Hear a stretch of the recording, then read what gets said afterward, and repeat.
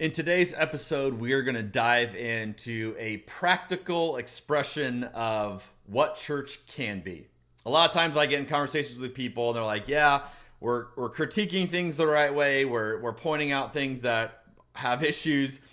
But then what? What are we left with? And a lot of times that can be really hard when you're emerging out of something into something new.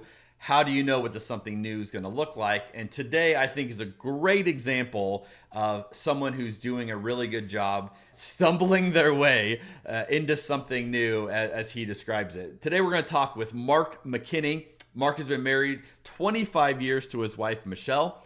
They have 4 kids, all internationally adopted from Taiwan, Vietnam, Dominican Republic, 2 of them with special medical needs. Mark says he probably has a problem. For some reason, he has 4 different kinds of grills and smokers from Weber, but he loves cooking for his friends and his family. He has Midwest roots with a West Coast heart, which I think is great. He grew up in Indiana, moved to California 20 years ago, and has been on the West Coast ever since.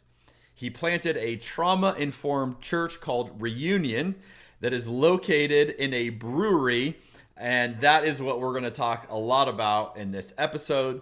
He believes in the church, but also believes it needs to look different in the 21st century, and they are doing it. They are out there trying something new, and if you resonate with this podcast, you are probably going to love hearing Mark's story. This is episode 37, Church in the Brewery. I've never shared this with anybody publicly. There's so many things happening in this conversation right now. 1,000 years from now, people are going to be looking at this podcast saying, so this was the breakthrough. If this was SportsCenter, that would be like such a hot take. Skip Bayless would have no idea. Stephen A. Smith would have no idea what to say if you drop that down. That is so good. The joke I always say is like, how'd you learn so much? You got to drink a lot.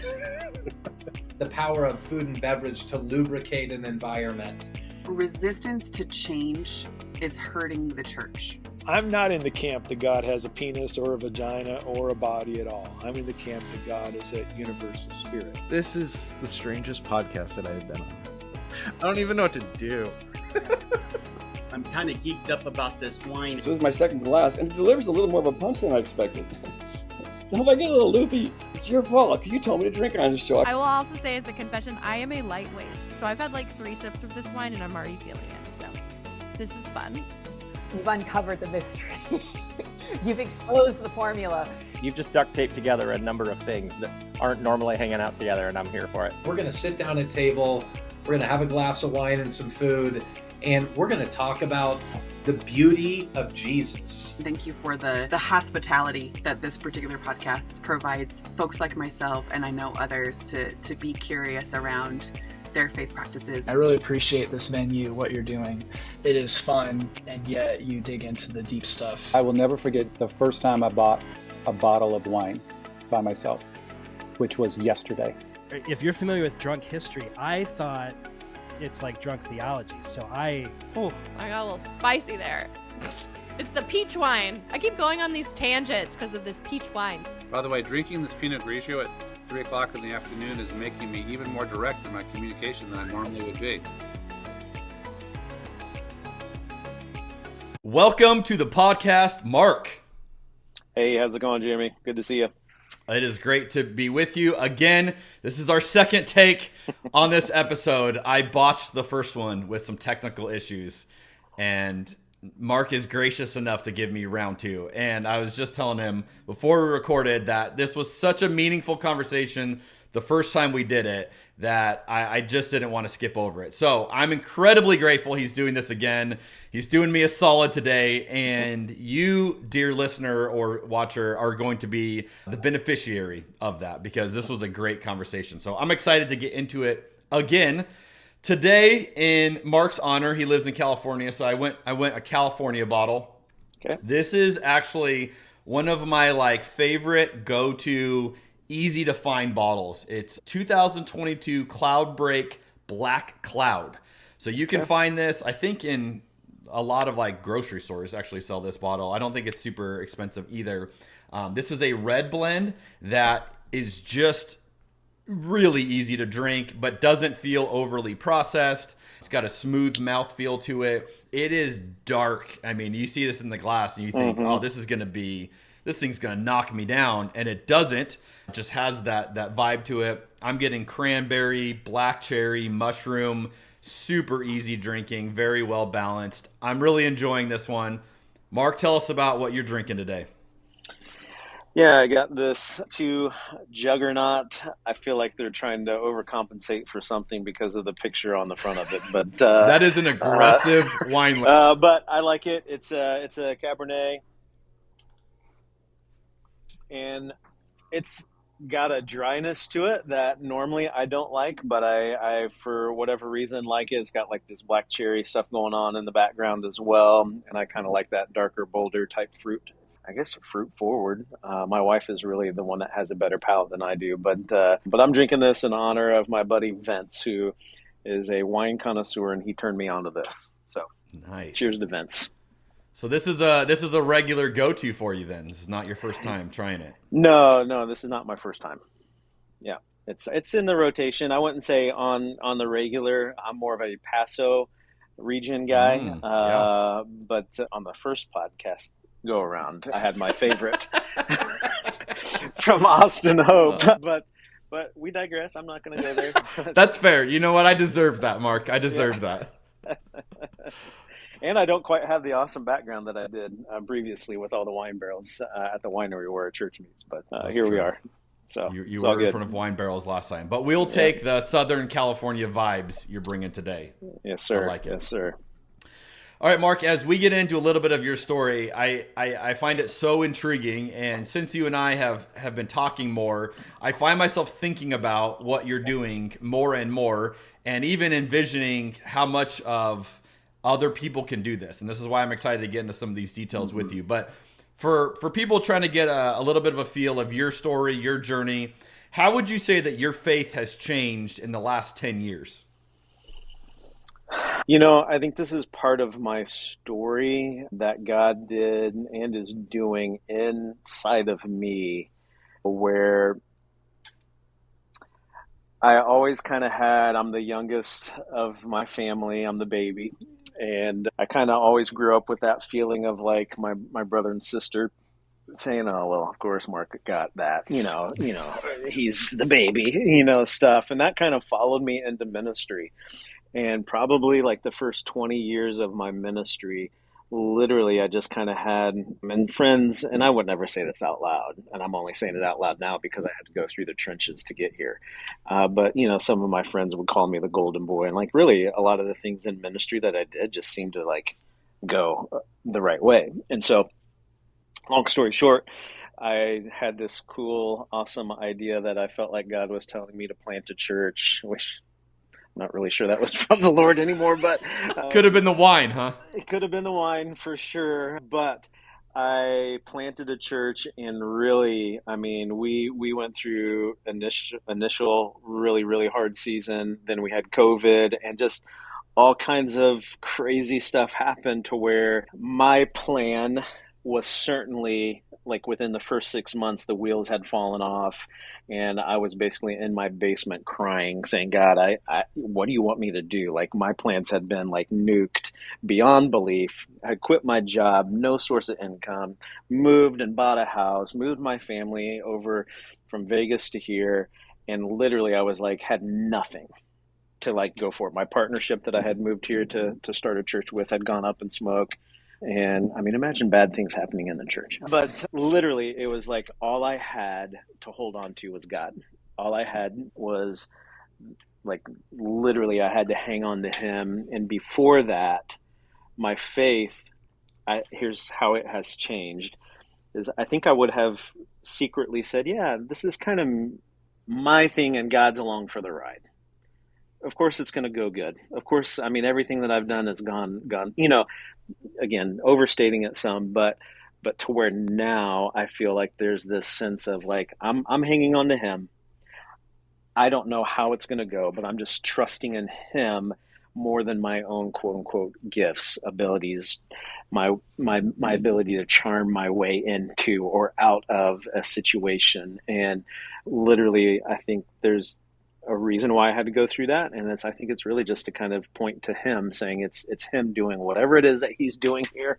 It's nothing. It's not because I'm smart. It's not because I'm awesome. It's literally because of him. And so my faith has changed in the sense of just being more humble, being more reliant upon him, and realizing that it's him who is going to do anything and not me. Even though, of course, he can use us. Does that make sense? Totally. No, I love that. And we all want success, right? We want everything we do to go well, and that's where you start drawing some bad conclusions, and you start thinking things that and then you set yourself up for some scary places in life. But it's when you describe the season you went through, and you kind of get a new kind of clarity, and that's certainly been my story as well. I know for many people can relate with things not working out the way we envision, and then all of a sudden you go, oh, I see God in this in different ways. And I love that. And I think it has produced some really beautiful things in your story and in your ministry and how this is playing out today. So one of the things that I love about what you guys are doing, and this is where I think you and I initially were, drawn together. The typical church plant's like, all right, go find an elementary school, a junior high, maybe like a performing arts center, something like that. And you rent it out on the weekends, and then people come and you already have the space. And the goal being, get out of there as fast as you can, get your own building, and, be big. And it's almost like the playbook. Like, we don't even challenge it anymore. It's like, yeah, that's the way you grow it. You decided to go a different route. And again, since I've learned about how you guys are doing this, I just can't stop thinking about this model because it's so intriguing. You do church in a brewery. Not an elementary school, not a junior high, not a high school, in a brewery in the community. Tell us a little bit about that journey. How do you go from being what you and I would both consider a traditional pastor, right, in the more traditional model, to now you're the guy doing church out of a brewery? Well, initially I didn't write home about it because I grew up in the Midwest, and so it was certainly taboo. You got to be a little hush-hush about it. I mean, honestly, I don't know. It wasn't me who picked it, and we stumbled into it, is how I tell the story. We stumbled into this, and all of a sudden we have realized that God has given us favor and like people of peace, and COVID kind of helped choose it for us in some weird way, because we did start out the playbook of the 20th century playbook of church planning of, we were in a movie theater. We did the setup and tear down. We had $250,000 worth of equipment and trailer and all the stuff you do. And I hated it. Quite honestly, I hated the theater. It wasn't our vibe, but it was the only viable option in our area. And then COVID happened. And then in California, I mean, literally 18 months of mandated no meeting. And at the end of COVID, we had done these awkward park gatherings, and it was what you did to try and get your people together in a safe way and all that kind of jazz. One of our members came to us and said, hey, I don't know if you want to or not, but we have a winery production room that we don't use on Sundays. Would you want to use that? And at first it was in a different city, about 15 minutes away from where we initially launched. It was totally different setting, all that kind of stuff. And so I had the thought of like, well, it's at bare minimum a place where we can gather a couple of times. And so I said, sure, let's try it. And man, day one, when we met there, and we did super stripped down. I mean, we had unloaded a lot of our gear, and we had come out of COVID. From day one, it was like our place, and we had stripped down all of our gear to where it was just really simple. And because there was a brewery there, there's a coffee shop and a pizzeria there, and then the winery, it just was like magic. I don't know how else to say it. For me, it was like the vibe we were going for. We just didn't know where it was yet. And literally we dismissed our church, and I said, hey, go grab a drink from one of these places, coffee, wine, beer, grab a pizza, and continue the conversation. And man, our people were like, okay, yeah. And it's been that way ever since. And it's just been incredible. And the quick version of how we got over into the brewery was the brewmaster, the owner of the brewery, who's right next door to the winery, came to me after 3 or 4 weeks, started coming to the church. And he was like, hey, if you ever want to use the brewery for anything, it's yours, So that's where we put our elementary kids at first, in the brewery warehouse. And so literally stacks of kegs surrounding the kids, big beer vats, whatever you call them, in the background. And we, at the time, were meeting in the winery production room as adults. And then I talked to the brewmaster, kind of the same time frame. And I was like, hey, who else should I talk to around in this area?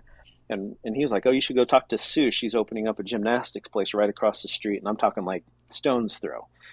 So I go across the street and I go in, and there's this lady sitting behind the desk. It hadn't opened yet or whatever. And I'm like, hey, I'm looking for Sue. And she's like, I'm Sue. And I said, hey, I'm Mark, the pastor who has his church meeting in the brewery, And she just got this big smile. She's like, I've been stalking you guys, watching you guys from a distance.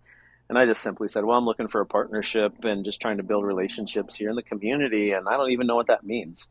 And she said, I'm telling you, first sentence out of her mouth was, well, you can use the gymnastics or the gym however you want to on Sunday mornings. And so that's where we put our birth through 5 or so.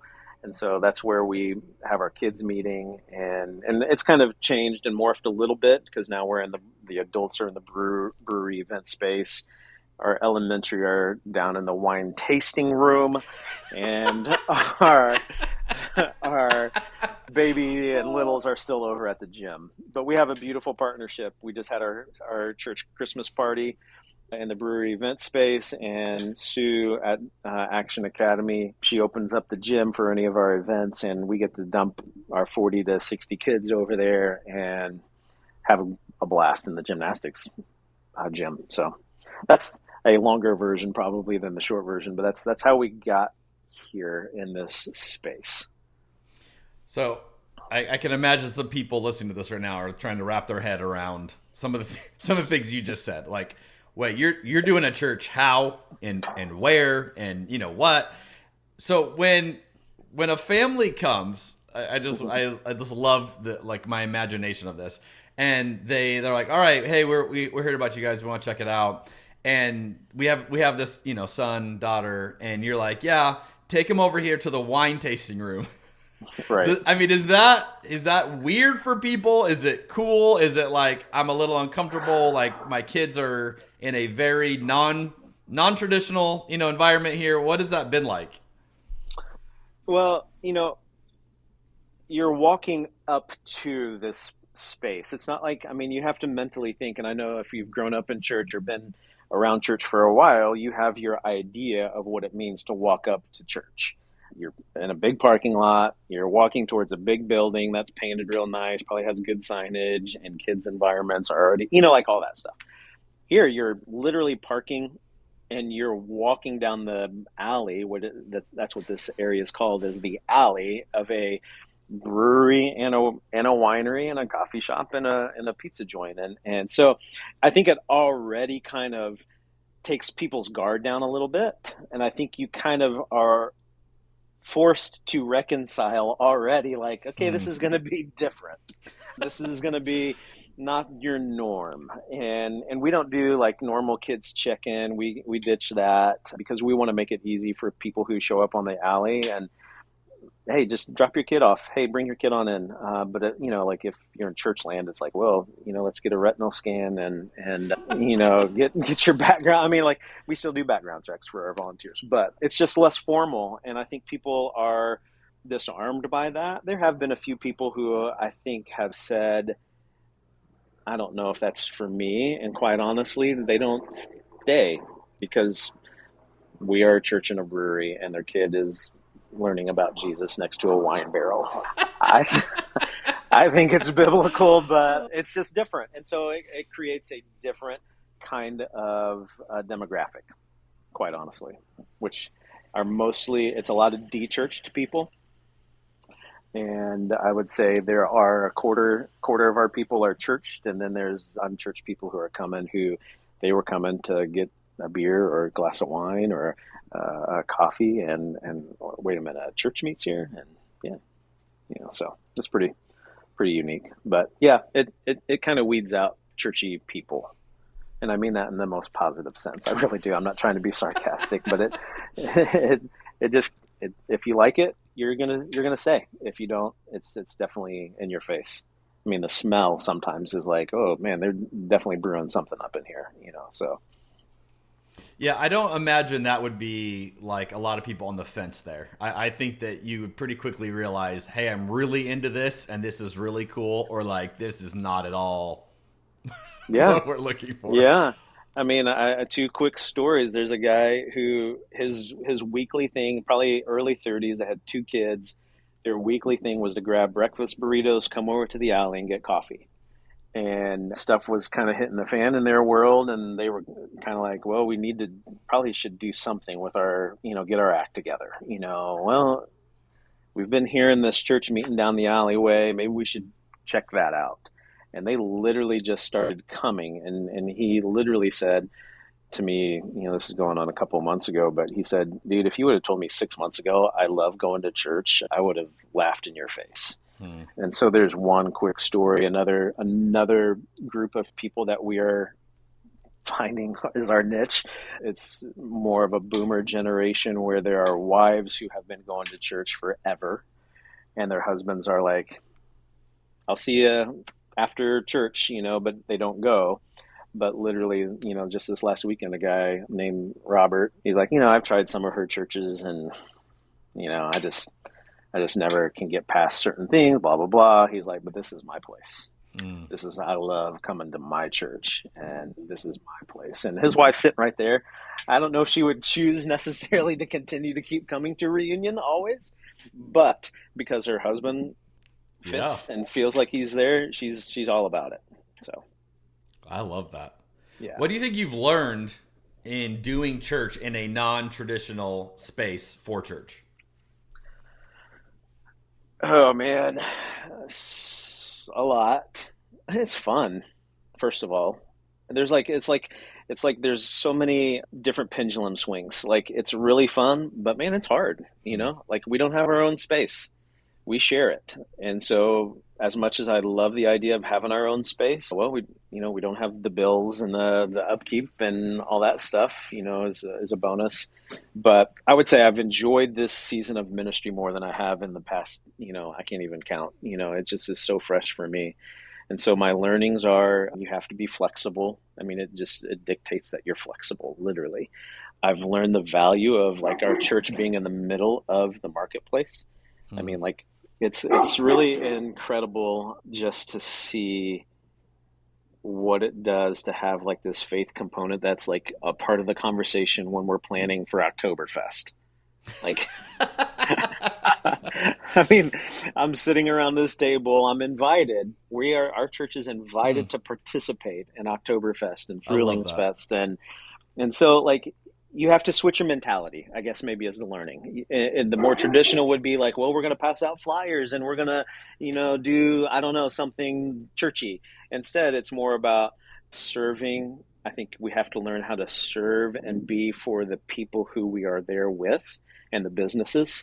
And I think that's one of the learnings right now that I'm trying to maybe sharpen or dive deeper into, of what does it mean to really serve the businesses that we have been partnering with or rubbing shoulders with, as opposed to trying to get our name out there. Because again, that's kind of part of church planning, is like, well, at the end of the day, you still need people, or you want people to grow and all that kind of stuff. But I really have come to this understanding and belief that if we're serving the people, the businesses, the owners of this alley, I think it's just God's going to get the increase and give the increase to whatever it is that he might want to do in and through us. And so that's kind of a meandering answer.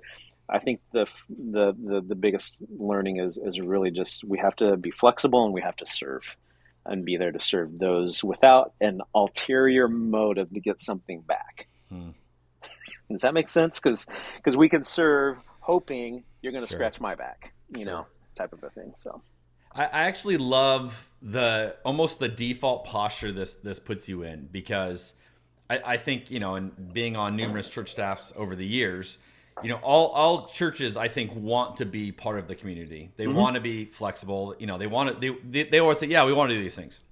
Yeah. But when you own everything, and especially the nicer your campus is, there's very much a sense of, we have our own place in this. Come to us. We have our chips, and you kind of you view everything from that point of view.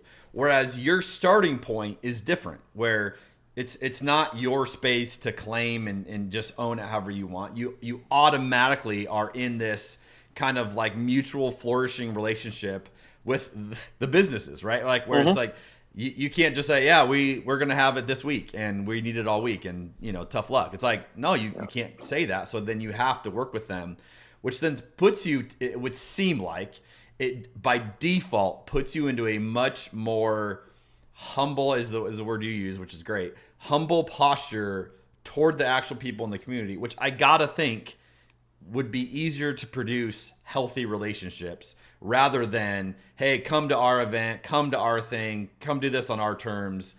And so do you think there's something there like that just in the very nature of this, it like lends itself, I guess, to being a better relational build with the community?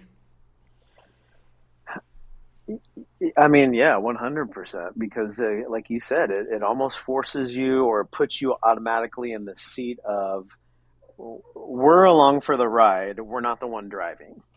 And I'll give you what I feel like is a great example. Again, we've been in this environment now coming up on 3 years, 4 years, 3.5 years, and we've participated in multiple, I know more about German beer festivals than I ever thought I would, but we're always invited. They're always, and they do like this little farmers market, and all kinds of vendors show up to these festivals and all that kind of stuff. And they've always said, hey, you have a table here. We want you to be a part of this. And so the very first one, we did whatever it is that you might imagine church planners would do at some kind of festival like this. We had our tent, we had our sign, we had our pamphlets, we had our labeled water bottles, and dude, these people were showing up to drink beer. They weren't showing up to talk to us about our church. So that was year one. Year two was, okay, let's change it up a little bit. Let's do like a little bit of a bake sale for a good cause, for something in the community. And oh yeah, by the way, we have a few church things, church item pamphlets or whatever, invite cards. Again, both of those just felt forced, felt like you're just trying too hard. And it's learnings for us. We're just kind of like, I guess we should do this or this. And now the third year, we no longer put a table out, but they use all of our sound equipment for their bands, because they play music nonstop for 2 days straight. They use our lighting. We provide the sound people for it. We ourselves are bussing tables with all the beer steins and stuff. And we also are just showing up. I mean, it's kind of like their Christmas and Easter. We show up and we try their Oktoberfest beer, and we stand around there's a brewmaster community from a lot of the area breweries that show up to these things. And so I get to rub shoulders with some of these other breweries, and the guys who are also in the warehouse making the beer, I get to pat them on the back and say, hey, this tastes great, or this is what a great opportunity. And you're just there to serve them. And that's kind of the evolution of, like, original mindset was, how do we promote ourselves? How can we get our name out there? To now it's more about, how can we just be a part of this community and serve it? And again, we had to stumble and stub our toes and get the doors, there was a lot of that to get to this point where I really truly believe us being in the marketplace, us being in this position where we don't own the building, there has been a unique dynamic that it has forced us, and we're still trying to figure it out. I mean, we're still trying to learn, how do we be a part of this community and serve it? But it really does force us into a unique position of, hey, whatever we can do to support you. Right. As opposed to, we're putting on this event, we're getting the bounce houses and the this and the that and all that kind of stuff. You come to us, we actually are in with them. And it's so, I mean, dude, it's just so, I get excited about it. I mean, it's just really, really something so powerful for me. So. No, and this is where, again, this is like when I started learning about your model, it just intrigued me of, what if more people did this? What if this got added as an option in the modern playbook, where it's like, doesn't have to do it that way. You could try this way. And this way has a lot of pros, it seems like to me, of these things, of the way it allows you to connect with your community. So here's a question then, to someone who's listening going, all right, should we entertain this? Should more people do this? Do you think more church communities should try meeting in these kind of spaces? I mean, the easy answer, the short answer is yes, because I believe it's a huge opportunity. I mean, even from just a pure brewery standpoint, craft brewing industry, I mean, it's so big. I mean, it's just, there's a brewery everywhere, and it's usually locally owned, and they generally have some kind of place for a musician to play while people are having a good time, all that kind of stuff.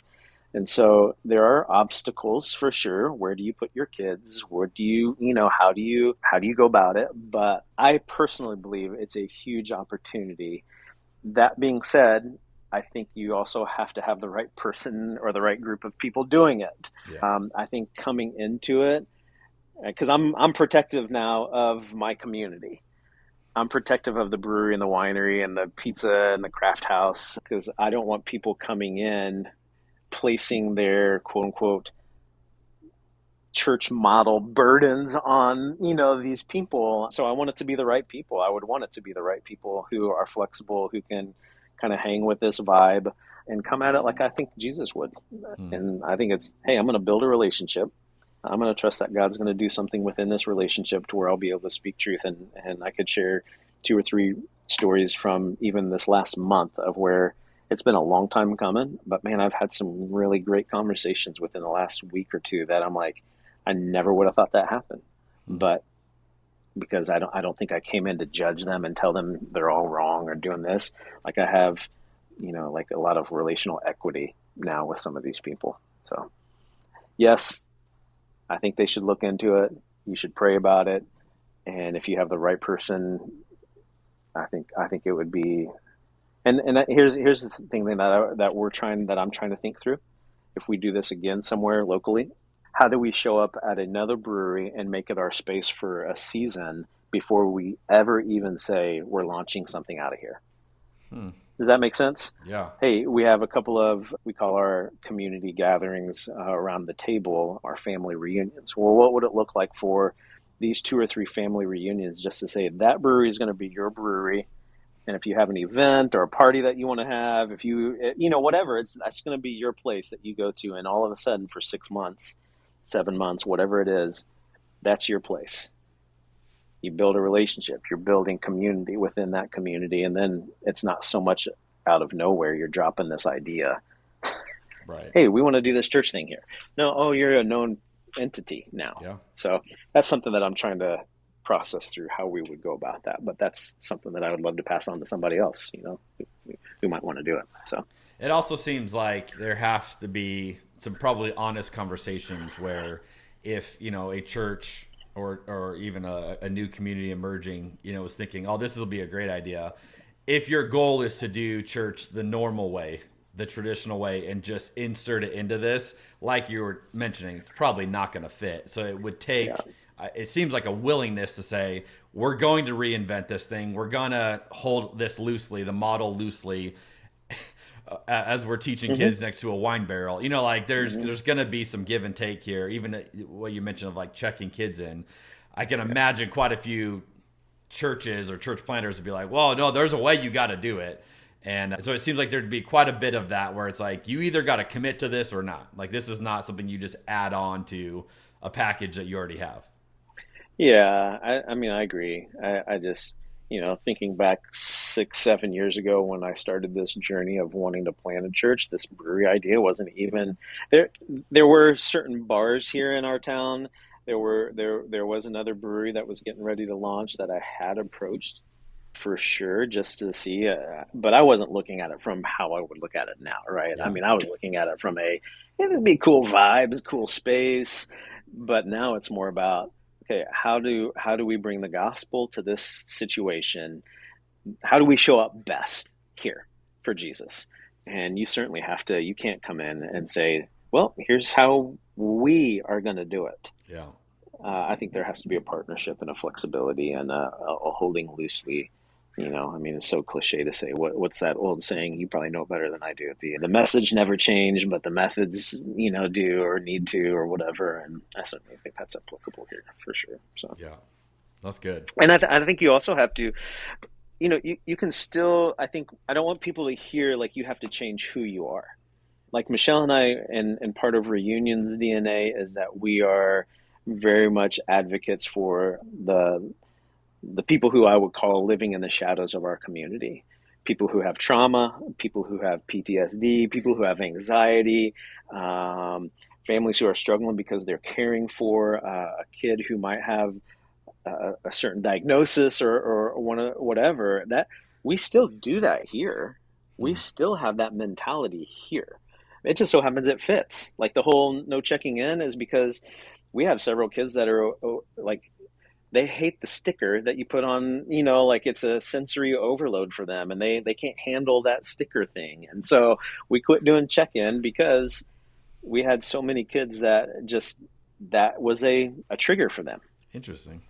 And so, you know, but that's part of the vibe for us here is like, well, it actually works here, you know, for us not to do that. And, you know, again, we still get information and all that kind of stuff, parents and all that jazz, but you don't have to change who you are. Right. But I do think you have to change maybe your mentality if you've grown up in or been in a traditional church for a while, for sure. Yeah, that's great. Now let's dive in a little bit more on what you just mentioned, because that is some of the DNA unique to you, not just in the setting, but in, you know, who God has wired you guys as a community to be. And one of the phrases that you use quite a bit, and I've seen this all over your website and everything, is that you are a trauma-informed church. And, you know, I spend a lot of time in church world. That's not a phrase you see everywhere. That's just kind of one of those like, oh, that's something, you know, unique to you guys. I don't see a lot of churches saying that. What does it mean to be a trauma-informed church? Well, if my wife were here, she would give you a much better answer than I would. But really, it means that we understand that people show up carrying some kind of trauma in their past. And I think in the past, we would say, hey, yeah, that's hard, suck it up, pull yourself up by your bootstraps, or yeah, you know, I had an abusive family member too, but that doesn't, you know, like, I mean, to where we would almost kind of like dismiss it. And being a trauma-informed church actually means we want to own it, that we all have trauma, that we all have experienced some kind of, you know, hardship, and because of COVID, we most certainly have all experienced the trauma of being isolated. Your kids have been, you know, challenged and changed because of what happened through COVID, et cetera. And so really it just means, I think, creating a culture that welcomes people even when it's hard. You know, if a parent, you know, in particular, moms are probably more on this spectrum than dads, but, you know, a mom, when she shows up to check her kid in and she's been uninvited from a church before, or the church that she used to go to said, we can't handle your kid anymore because he acts out, or he might just be triggered because of loud noises or lights, or some of the other kids have learned that if they poke or push certain buttons with him or her, then they can get a good reaction that they want. And so what a mom wants to hear is, we may not know exactly how your kid's going to respond, but we got it. We got it. We'll handle it, and we're not afraid of it. You're welcome here. And I think that goes for adults too, that you can show up here. You may have had, again, an abusive person in your life, and so you don't trust authority figures. Okay, you don't, you know, I get it. You come at me or one of the other staff members with a certain angle of like distrust. Okay, that's okay. We'll deal with it. We'll work through it, building trust, building relationships. And so, again, there's 6 other hours that I would love to give a definition to this. But being trauma informed literally means creating a culture of understanding that we all have trauma, and we shouldn't be afraid of it, and we shouldn't dismiss it. And we need to learn how to live with it and grow in it and help each other heal in it, because I think the church, a lot of times I say, a lot of times we put on the church face on Sunday morning, and then we go home on Monday or Sunday afternoon, and man, we're a wreck. Bring the wreck, just bring it, and let's just acknowledge it. And I think it's more healthy, I think sometimes my family, I don't think my mom or dad will listen to this. My sister may, but my mom and dad, they kind of owned that we were crazy. We were just, we weren't perfect. And I think there's some health in that, of just like saying, yeah, we're a little nuts. And I think honestly, a church needs to do that. We're dysfunctional. We're dysfunctional people. That's why we need Jesus. And so what questions does that raise up in you as I'm saying, like, is that clear? Because I really want the listeners to understand what I'm saying. I feel like I'm a little all over the place with that answer, but. Well, I think like the way you normally hear this in church, and this is a phrase, I've seen this in numerous churches, is they'll say, no perfect people allowed here.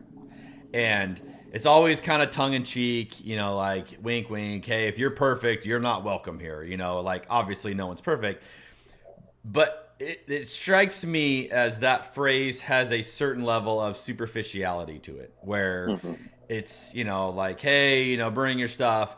But I think the typical person's wondering, how much could you handle? Like, right. Sure. Yeah, like no one's claiming to be perfect, but like, are you really prepared if I were to be honest with you, if I were to share this thing, or if I were to show you my family, if I were to show you what's going on with my kid? Like, I think that's where most people, they hear a phrase like that. What you seem to be doing is the same idea, in basic idea, but like the other end of the spectrum where you're almost saying like, do your worst. Like we're trauma informed. What have you got? Like, what's your trauma? What's your PTSD? Like, bring it on in as if it's the most normal thing you could bring. So rather than saying like, hey, if you're perfect, you can't be here, which like no one thinks they're perfect, and that's not, I don't know. I just always thought that was a miss. But what you're saying is like, literally bring your kid that has challenges, bring your relationship that is rocky, bring your family that's got all of this. I'll be honest with you, Mark, I don't hear a lot of churches talk that way, where like we know you've got trauma and we're welcoming that trauma in. And I do think the typical person, probably many of them listening to this episode, have a real skepticism to be vulnerable with a church community, to be vulnerable with a pastor, because they've been burned. They have, taken the chance to say, okay, I'll show you what I'm going through. And then it's cost them friends or community or a position in a church. It's like, oh, well, I shouldn't have shared that with you. So where I hear you saying that, it's almost like, no, we actually mean this. Like, we actually are welcoming this.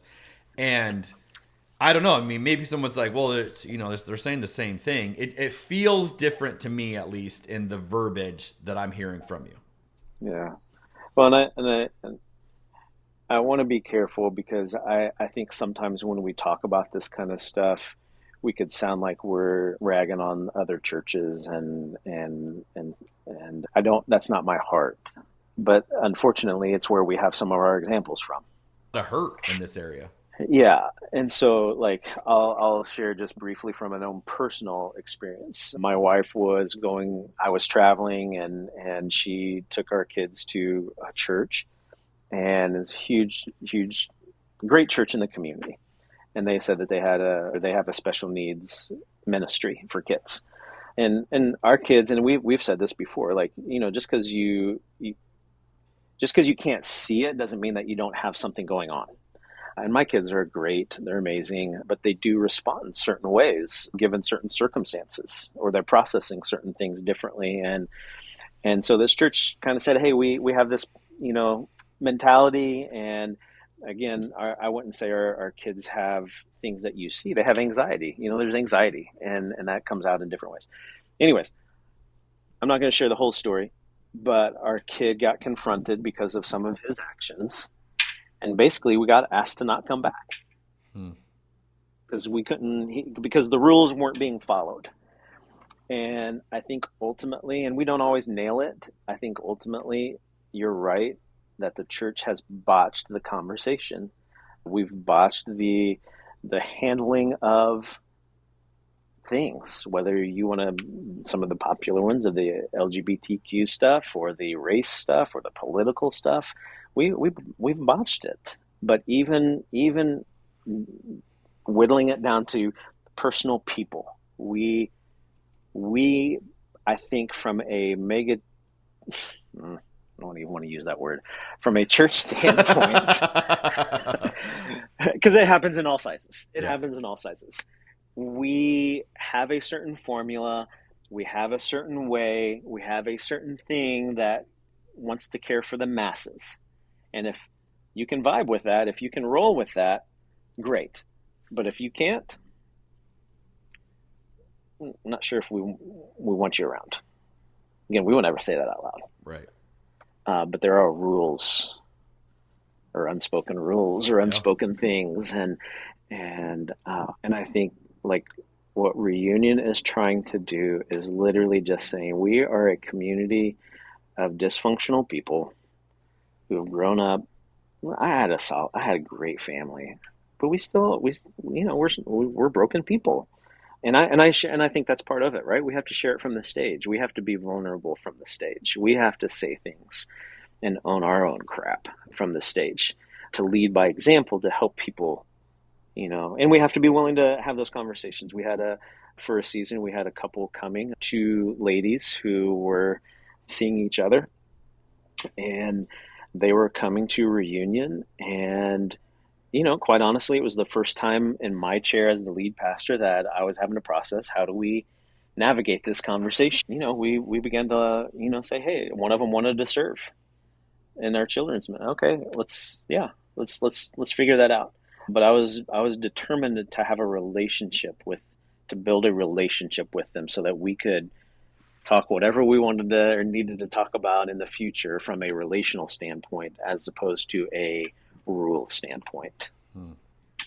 And so I think that's ultimately what we're saying is we want the relationship, even if it's crappy or if it's filled with baggage or, we don't understand each other, and it's easy to say that. I mean, I think that's the other problem is that we don't have time to slow down to do relational stuff.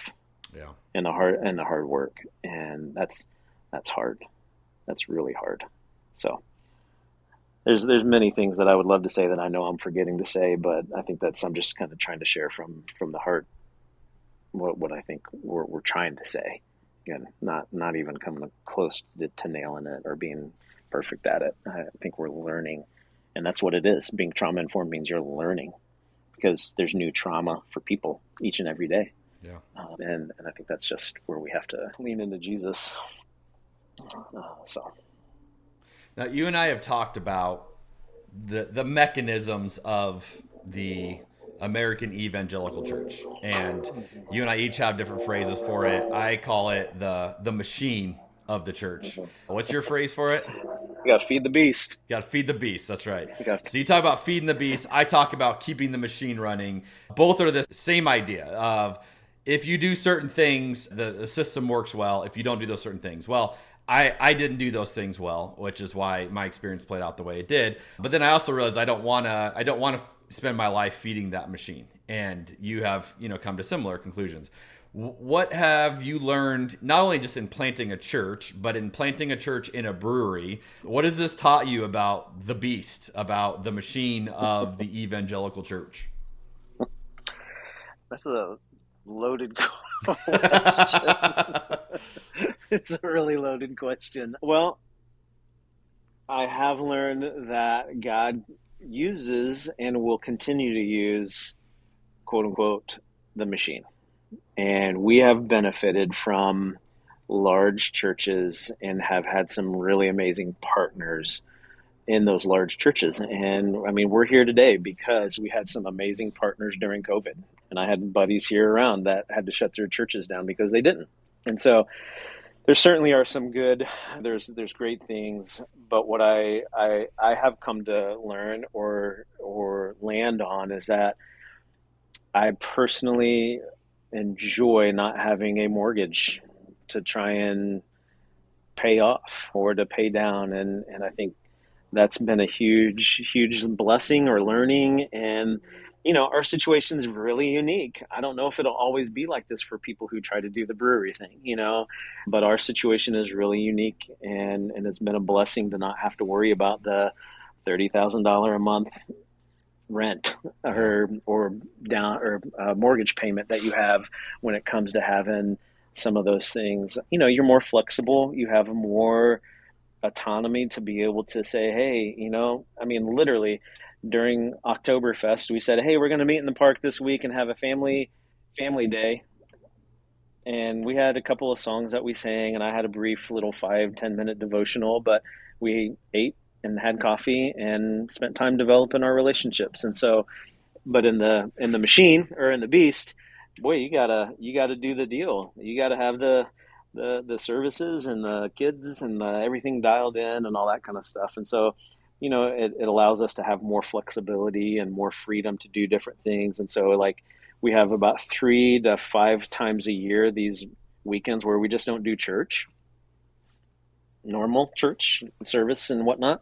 We have a camping weekend. And so we say, hey, we'd love for you to come be part of our camping weekend, but we're not going to have church this weekend, you know, and we of course let people know about it. During the summer, we have a beach day, and, you know, so on and so forth. And so it's really a unique way to build community, and also just a freshness again, where I'm like, and I get stuck in my traditional ways. My wife is a little bit more what I call my personal prophet, or my personal, people listening to this might say, oh, this guy's really into the weird stuff. I'm just saying she sees things way sooner than I do. And just blame it on the wine, Mark. Just blame it on the wine. That's what I'll blame. I'll blame it on the juggernaut. Really, honestly, she has suggested things that probably in the past where I would have said, or she would say, you did say, I don't think so.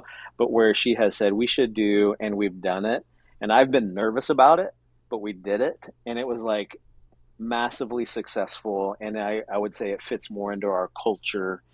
And I would encourage guys, if you need to listen more to your wife. I mean, that's probably another thing that it has allowed me to do is, you know, because church used to be my thing and hers was like the home and caring and doing all that stuff. But now we're in it together way more than we ever were. And, you know, there's a learning process that comes with that. But I have learned to love that more than be frustrated by it. Because, you know, we're different people, and she's black and white and I live a lot in the gray, and that always tends to be a little tricky sometimes. But yeah. Probably not even close to the answer or close to your question, what have I learned or what, but I love it. I love not having to, you know, there's still that tension. Back to the beginning of the question, there's still the tension of like, man, we still do have bills to pay.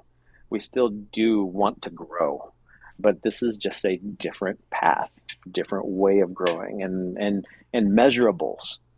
What is it that we are actually measuring? Yeah, of course we want to know how many people are coming, but I can't remember the last time I asked how many people were coming. But I do know how many, I do want to know how many people are in our family reunions. I do want to know how many people are in our discipling groups. And I do want to know how many people we're meeting with during the week, you know, so it just changes my perspective. Yeah, that's great. All right, I'm going to switch gears on us. Let's talk wine for a second. I love asking our guests this question. If I were to ask you to think about just a highlight moment you drinking wine, so could be an incredible bottle, an incredible glass, could have been the company you're with, the environment. If you think about like, man, that wine was as good as it can get, that was so amazing. What's a memory that comes to your mind? Can you describe it for us? Yeah, I referenced it earlier, but I can't remember how far into COVID it was, but I think we all, in the states that were more locked down than not, you kind of had your circle of trust of people. And at our family reunion, we had about 10 families that were like, those were our people, and our kids were hanging out, and it was a beautiful season. Well, we decided to go rent a house in Paso Robles and just kind of get out of the city for a season. And the first winery that we went to, and this was really like doing group stuff outside of like lockdown, was, it was just kind of weird. It felt weird when you started doing it again. It was like, should we do this? Can we do, like, it was just, because California just was freaky. But we went to this place called Austin Hope Winery, and the vibe was great. The wine was great. The laughter was great. The girls were over at their table, and we could hear them laughing, and us guys were over at our table hanging out, doing our thing, and it was great wine. They had this one called, the grape was Mordova. I can't remember the actual bottle name, but they had this Mordova, and I remember taking a sip of that, and I was like, dude, this is incredible glass of wine. And again, sun was setting in the background, hills in the back. I mean, it was just like birds chirping. Yeah, it was incredible. So it was a great. That's probably one of my favorite glasses right there. That's great. All right, let's close with some questions that I like to ask each guest, and we get to compare your answers. What is something you used to believe that it turned out later you were wrong about? Yeah, I mean, I think I go back to one of my earlier stories that I shared, and that was just in my pride. And I wouldn't have ever said this out loud back in the day, because I don't know if I would have been able to internalize it the right way or to it come out the right way. But I used to probably live in a world where I thought I kind of had a special sauce. And man, when you go through traumatic events and hard things and difficult things, and really, I truly believe that one of the reasons why we had to go through it, so that I could just say it was all God, not me, and give him the honor and the glory of just I'm only sitting here talking to you about my church that meets in a brewery because of him. And I believe that. I believe that we went through some really, really crazy hard seasons, and some seasons that I just was like, you thought you were special, or, you thought you had a good plan, and that thing has been up in smoke for, a year now. And really all I had to go off of was in my basement. And I hear God saying, brought you here to start a movement for the lost and the fatherless. Keep going. I got this. And when you have nothing else to hold on to, you're holding on to those words for dear life. And I really didn't know what that meant, except for just each day. And so my belief would be that I used to have would be I brought something to the table. My belief is that it's all him. If he wants it to go, it's going to be all him. And I need to probably listen to that again when you put the podcast out there to remind myself. You can scrub to that part. Yeah. So what do you see as the main issues facing Christianity in America today?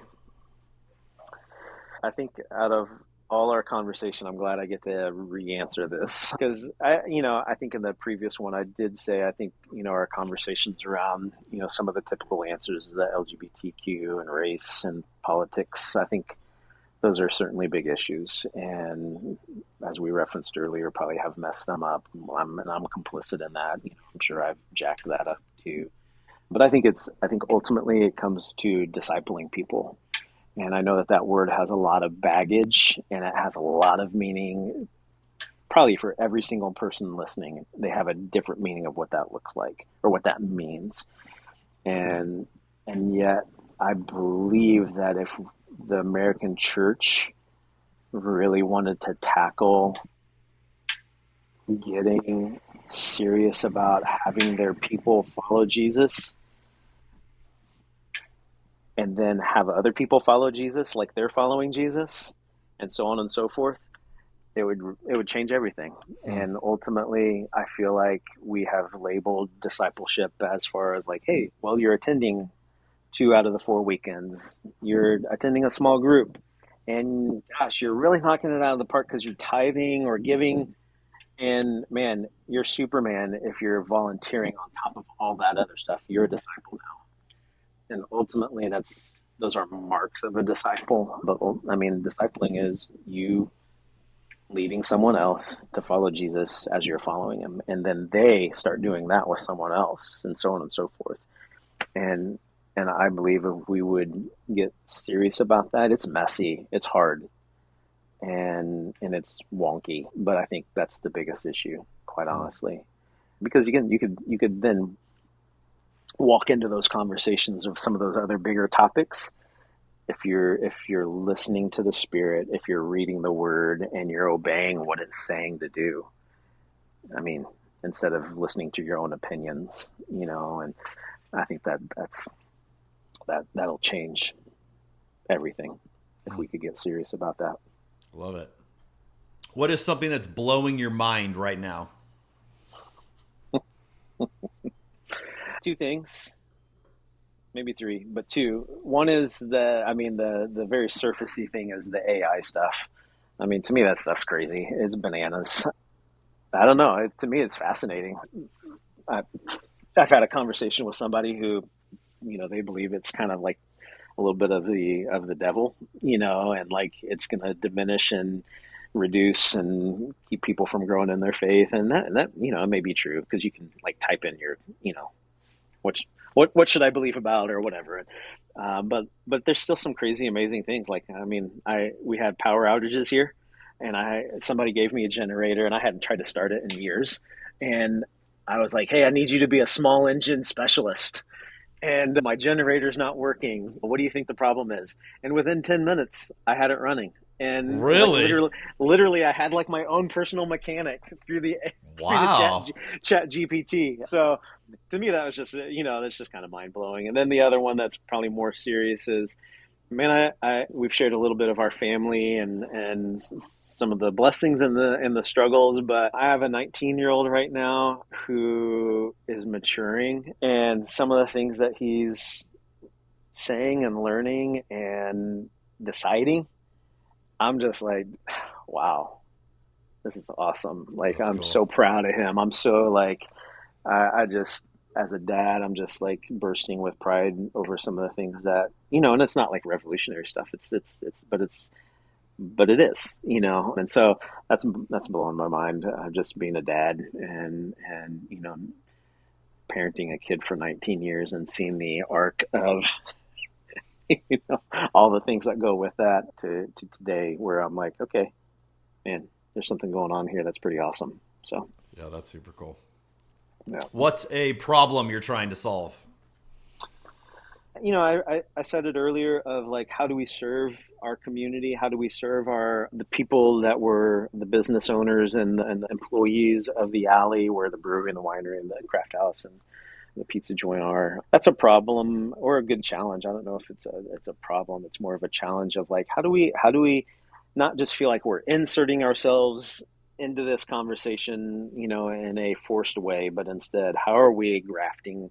How does God want to graft us into that? And then the other one is the more vulnerable side of like, we're worn out.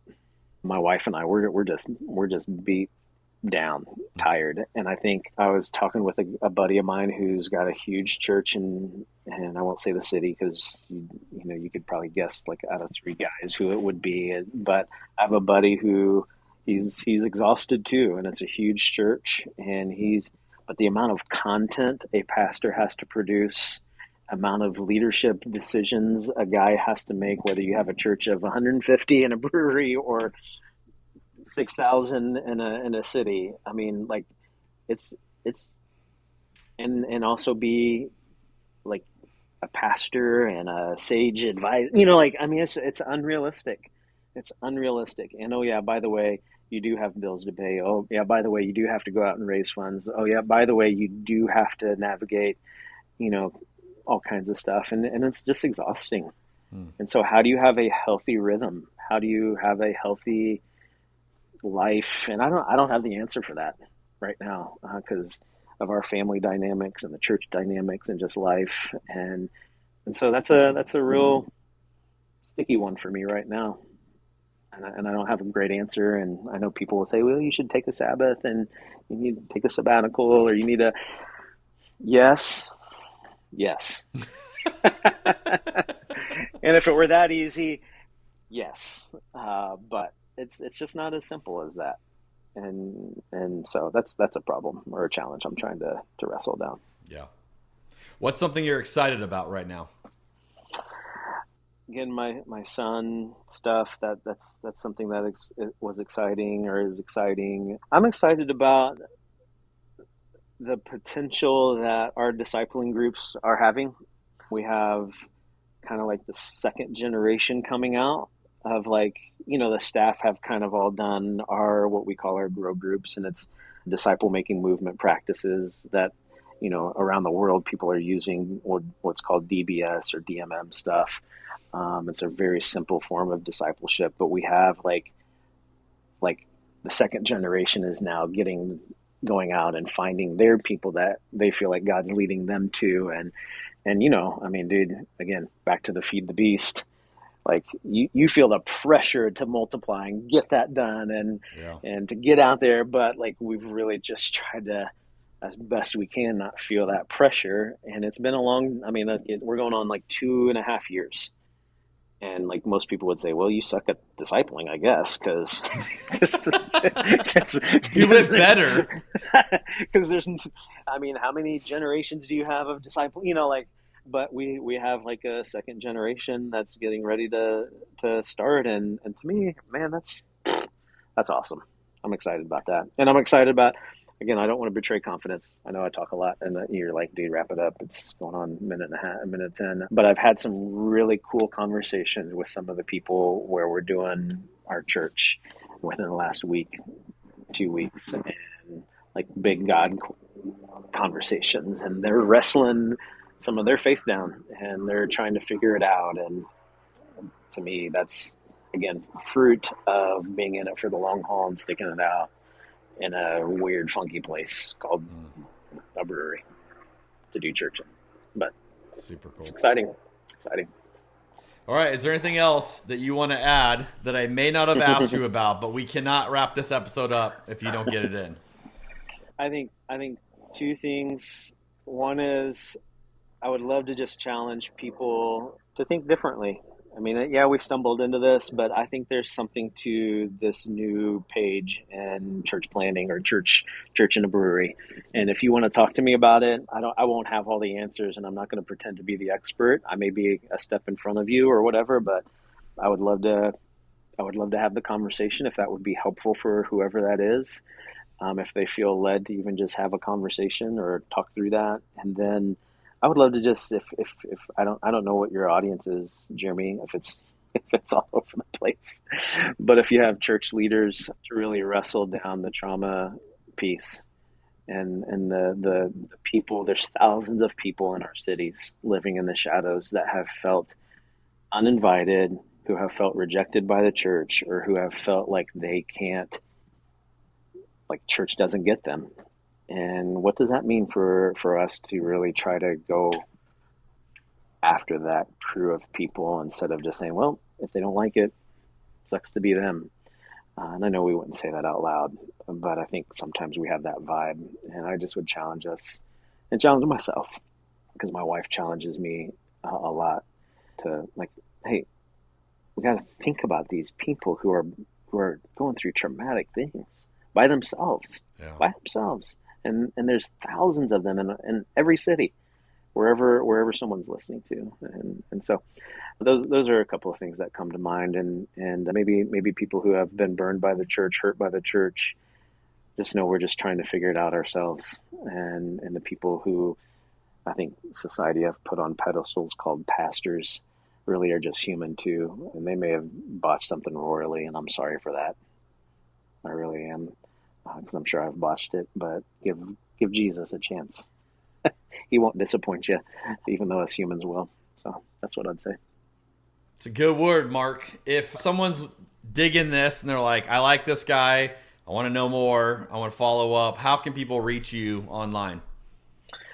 Yeah, I mean, you can follow or find me on Instagram. Give this caveat. It's not because I think I'm awesome. It was the only handle left that I could have my name in. But you can find me on Instagram. I am Mark McKinney. It's so horrible. You can find me there, or you can email me, mark@reunion.tv. And we can go from there. Well, Mark, I have seriously loved getting to know you more. I'm grateful that you are charting a new way forward, that you are showing a lot of people, hey, it doesn't have to only be this way. And I think for a lot of people who obviously resonate with this podcast, they're probably going to resonate with this model of church of, hey, this is pretty cool. And so thanks for being a trendsetter. Thanks for being willing to stumble your way through something that there is no playbook for. And for being willing to talk to me not once but twice about it, and to give me your time to do that. Hey, it means the world, and I'm super grateful for you. Yeah, man, my joy, my honor, and certainly by God's grace, we're doing this.